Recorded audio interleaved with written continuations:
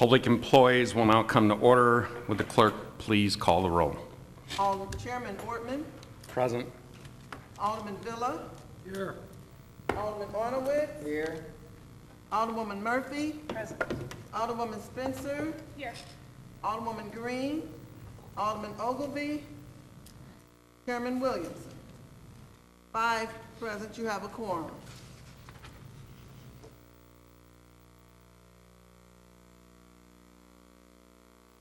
Do we have any speakers signed up? Oh, I didn't see a sign up. I'm sorry. I can sign up. You don't have to sign up. Just come on up. Do. You're on. Oh, there it is. All right. The board bill before you today is one asking authorization to spend money that we have been awarded. Yes, Come on. sir. We're going to cover Board Bill 208. Okay.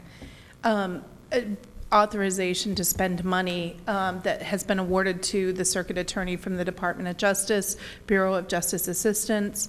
I know my boss has come and talked to all of you about her 3-part plan on gun violence. One big piece of that has been redirect. And that's the piece where we look to work with and identify those people who maybe need an alternative way out of the system. And so we applied for what they call a smart prosecution grant, where you take information from crime strategies unit, crime analysts, and look deeply at individuals' backgrounds to see who's an appropriate candidate for diversion, or who really, is choosing to carry because it's part of a gang or gun or drug lifestyle. And we want to set up a structured program with measurements to help divert those people who are choosing to carry either for status or protection or ignorance, to help them prevent getting felony convictions.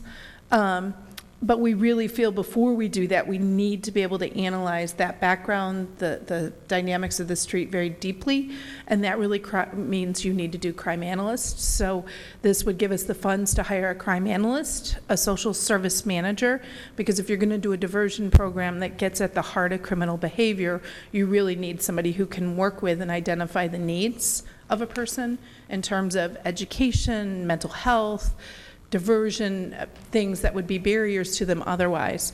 So that would give us the funds to help us have a social service manager and then a clerical person. The other piece of this is it's a 2-year award from the Department of Justice, and it would include with it a research partner. We have gotten a partner with Dr. Scott Decker. He used to be up here at UMSL. He is now at Arizona State. He's the chairman of one of the departments. He has remained a good friend to St. Louis, and he partnered with us on this grant. He will be our research partner, helping us decide what data, what information we need to have from the beginning. He will also help us set up measurements and tools. We also have a local research partner through St. Louis University, who will also help us put that stuff together. The goal being, over a 2-year period, sort of measure those people that, the data shows us really need to go on and really need a very tough sentence, and then measure those people that maybe really need a second chance. And this would be involvement of the court. We all know and understand that first felony conviction for many can be an economic death sentence. And some people, they really deserve that. They are part of a gang, they are part of a lifestyle, they are shooting up our streets. There are some that may be carrying for other reasons that I've identified, and we really want to use good evidence-based analysis that helps us sort the two, and this grant allows us to do that. There were hundreds and hundreds of prosecutors across the country that applied for this grant through the Department of Justice and Assistance. We are one of 4 in the country that got it. It was us, San Diego, Baltimore, and I believe the Bronx. So I'd be happy to answer questions. Alderman Villa. Young lady, did we win the competition because of our lofty murder rate? I think it's a combination. There are many people who would rival us in our lofty murder rate, but I think they looked for places where do you have a solid history of partnering with others? Do you have a solid history of delivering? We have in the past gotten Bureau of Justice Assistance grants. The last few years there haven't been many, but we always have done well with those funds. We had a gang unit that did very well, and then the funds dried up. And so I think our track record, we were actually approached to make sure we applied. Scott Decker is a huge advocate, for those of you who remember him from the years. He's years of friendship to this city. He is one of their advisors, and he helped us do our platform. So I think it's a combination. We certainly have the need. I think we are also identified as a very good candidate. Thank you. Thank you, Mr. Chairman. Alderman Arnowitz. So this grant how many years is this grant, or will this be a permanent grant each year? It's a 2-year grant. Okay. There may be the potential for future funding, but it's really designed to help us figure out the best way to handle a new and upcoming practice. It will be evidence-based, it'll be researched, and it will be based on a partner. And then after 2 years, we can evaluate, how did we do? How did the program do? How did those individuals do? And then how do we move it forward? In the end, the staffing costs are actually not all that much. It's just not in our budget capability right now. We're already stretched thin.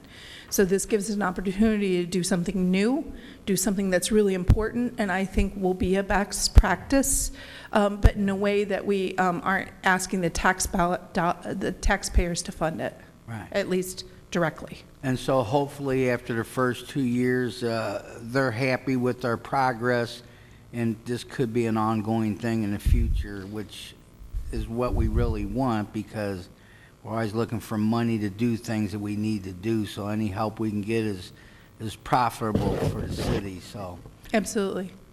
all right, thank you. Alderwoman Murphy. Yes, if the funding is not renewed after 2 years, would we be taking on the cost of it, so to speak? That's a good question.